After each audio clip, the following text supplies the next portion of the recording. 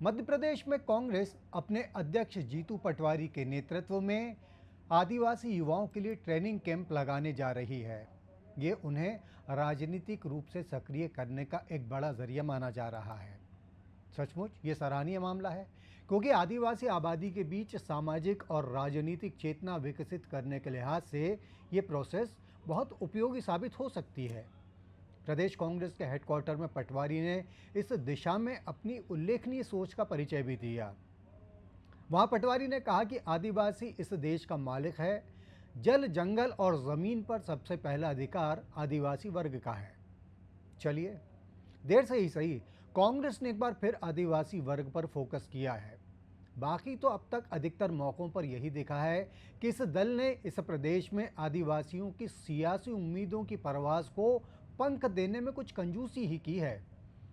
किसी समय दिग्गज आदिवासी नेता शिवभानु सिंह सोलंकी की मुख्यमंत्री पद पर ताजपोशी का रास्ता पूरी तरह साफ हो गया दिख रहा था। कांग्रेस विधायक दल का बहुमत उनके साथ था, लेकिन दिल्ली से आए पार्टी के पर्यवेक्षकों ने न जाने कौन सी जादू की छड़ी घुमाई और सोलंकी की जगह अर्जुन सिंह मुख्यमंत्री बन गए। फिर लंबे समय तक आदिवासी चेतना मूर्छा वाली स्थिति में ही रही। दिग्विजय सिंह के समय पर आदिवासी वर्ग ने फिर अंगड़ाई ली, कुछ सफलता भी मिली।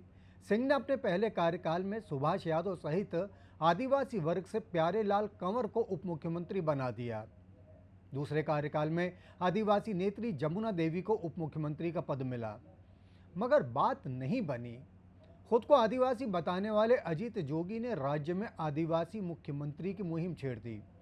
जोगी भले ही प्रशासनिक सेवा के धुरंधर अफसरों में गिने जाते थे, लेकिन सियासत के मैदान में दिग्विजय के आगे उनका जोर नहीं चल सका। कुल मिलाकर यह हुआ कि साल 1956 में मध्य प्रदेश के गठन के बाद से लेकर आज तक इस राज्य को आदिवासी मुख्यमंत्री नहीं मिला। भारतीय जनता पार्टी भी इसका अपवाद नहीं रही है। हाँ, राजा नरेश चंद्र के रूप में राज्य को एक आदिवासी मुख्यमंत्री तो मिला था, लेकिन वो महज 13 दिन तक इस पद पर रह सके थे। कांग्रेस के अंदरूनी खींचतान ने उसके इस नेता के मुख्यमंत्री वाले आभा मंडल की डोर नाम मात्र के अंतराल में ही तोड़ दी थी। कमलनाथ सरकार के समय आदिवासी विधायक हिना कांवरे को विधानसभा का उपाध्यक्ष बनाया गया, लेकिन अध्यक्ष पद के लिए पार्टी ने नर्मदा प्रसाद प्रजापति पर भरोसा जताया। ताज्जुब की बात यह कि ये सब उस प्रदेश में हुआ जहां आदिवासी वर्ग की तादाद सियासी समीकरणों को ताकतवर रूप से प्रभावित करने की क्षमता रखती है। इसे एक उदाहरण से आसानी से समझा जा सकता है। साल 2003 के विधानसभा चुनाव के समय दिग्विजय सिंह मुख्यमंत्री थे। ज्यों ही मतों की गिनती में सामने आया कि आदिवासियों की बड़ी संख्या वाले रतलाम जिले में कांग्रेस हार गई है, त्यों ही दिग्विजय ने पार्टी की हार स्वीकार करने का मन बना लिया था, और ऐसा हुआ भी। यानी सिंह भी आदिवासी वोट की ताकत को समझकर ये फैसला ले चुके थे। इसलिए हमने पहले कहा कि इतना होने के बाद भी आदिवासी वर्गों को सियासी भागीदारी में मुख्यमंत्री का पद न मिलना वाकई ताज्जुब की बात है। ऐसे में जीतू पटवारी की चिंता स्वाभाविक है, क्योंकि अतीत तो ये भी बताता है कि झाबुआ सीट से 5 बार कांग्रेस के सांसद रहे दिलीप सिंह भूरिया जैसे कद्दावर आदिवासी नेता का भी इस पार्टी से मोह भंग हुआ, और वो बाद में भारतीय जनता पार्टी में शामिल होकर सांसद बने थे। झाबुआ सीट अब रतलाम संसदीय क्षेत्र हो चुकी है।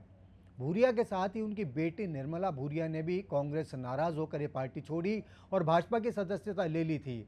आज वो मोहन यादव मंत्रिमंडल की सदस्य हैं। तो अब ऐसे और भी कुछ उदाहरणों के बीच यदि जीतू पटवारी आदिवासी वर्ग के बीच पार्टी की जमीन फिर तलाश रहे हैं, तो उन्हें इस बात का भी ध्यान रखना होगा कि अतीत के मामलों पर पार्टी का बचाव कर सकें, क्योंकि भाजपा ने जनजातीय वर्ग को साधने के लिए कोई कसर नहीं उठा रखी है। नरेंद्र मोदी ने जहां आदिवासी जननायक बिरसा मुंडा की स्मृति को सहेजने के अंदाज में इस वर्ग को लुभाने का बड़ा काम किया है, तो मुख्यमंत्री रहते हुए शिवराज सिंह चौहान ने प्रदेश में पैसा एक्ट लगाकर आदिवासियों से भाजपा की नज़दीकी को और गति दे दी। मौजूदा मुख्यमंत्री डॉक्टर मोहन यादव भी आदिवासियों के हक और हित में लगातार बात करते हैं, उस दिशा में आगे बढ़ते दिखते हैं। खैर, कांग्रेस के लिए जो हो गया सो हो गया, उसके लिए पटवारी भी क्या कर सकते हैं। हाँ, जो होना है उसके लिए उनके प्रयासों के अंजाम पर सभी की नज़र रहेगी, क्योंकि मामला बड़ी चुनौती वाला है। आदिवासियों को लेकर अतीत के तमाम ऐसे किस्से कांग्रेस के हिस्से में दर्ज हैं जो उसे असुविधाजनक स्थिति में ला सकते हैं।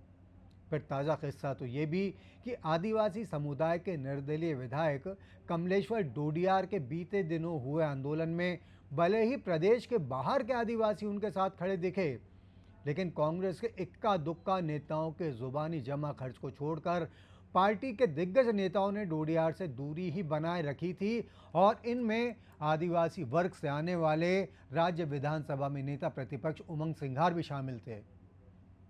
अब जीतू पटवारी इस सब से कैसे निपटेंगे, ये देखने वाली बात होगी, क्योंकि गुजरे कल के उदाहरण फिर गिनाए जाने लगे तो जीतू के लिए ये बर्र के छत्ते में हाथ डालने जैसी रिस्क हो सकती है।